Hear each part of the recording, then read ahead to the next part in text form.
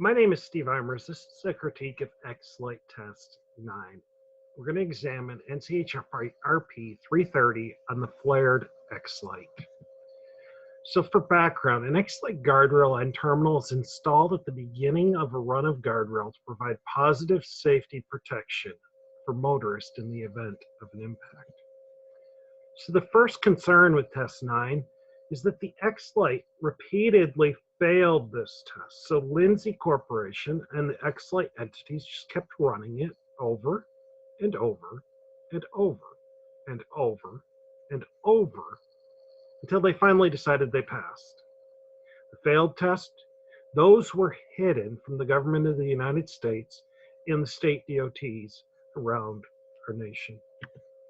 Concern number 2, the X-Lite's failed test included at least one piercing. Of the 4 failed tests, at least one catastrophically pierced the car. You can see the photo here. The X-Lite entities, they knew they had a piercing problem from the very conception of the X-Lite. They knew their device was not crash-worthy, yet they continued to market and sell it as safe. Concern number 3 was the Test 9. It passed outside of the preferred limits. High G-forces, those are associated with increased death and injuries. Test 9 was passed with G-forces above the preferred limits. The X-Lite entities, they knew X-Lite was dangerous and had a very significant stability problem. Concern number 4, there were many secret concealed changes. The X-Lite entities lied to the government of the United States of America when they claimed to fully disclose all the changes. These photos, they show that key parts were secretly changed during Test 9 and they were hidden from the government of the United States of America. Concern number 5 was test vehicle tampering that altered the test outcomes in Test 9. The X-Lite entities, they lied to the United States government about the condition of the test car.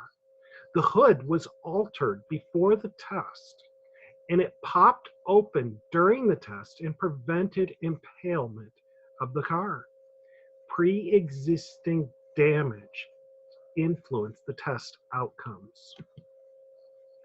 Concern number 6, the test dummy did not comply with NCHRP 350. The testing protocols require the test dummy to simply be seat belted in place, but the X-Lite entities actually used ratchet straps to fix the dummy in place. Concern number 7, the X-Lite was never actually tested at 31 inches. No measurements were provided, and the X-Lite failed 4 31-inch tests before Test 9. The X-Lite entities, they waived the 13 other potential 31-inch tests. This X-Lite is installed consistent with a height below 31 inches. Concern number 8, photos from a second camera appear to have been spoliated. The X-Lite entities reported photos were taken using 2 different cameras. The other photographer is seen here in this test photo, but these photos were hidden from the government of the United States. What happened to these other photos of Test 9? Concern number 9, the test report is objectively falsified. The X-Lite entities reported the X-Lite did not go over the vehicle and the windshield was intact. But this is false.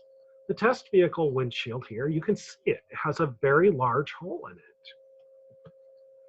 So what are the consequences of the fraud in Test 9?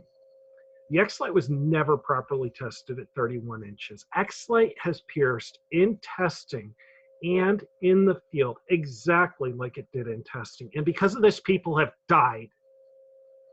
This is a crash from Virginia, but I have seen this exact same presentation on the X-Lite multiple times, and multiple people around the United States and Brazil have been killed because of the fraud of the Lindsay Corporation and the X-Lite entities.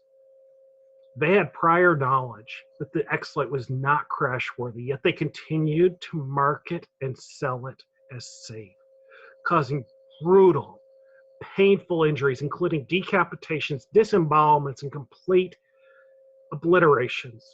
This is unconscionable. Absolutely unconscionable.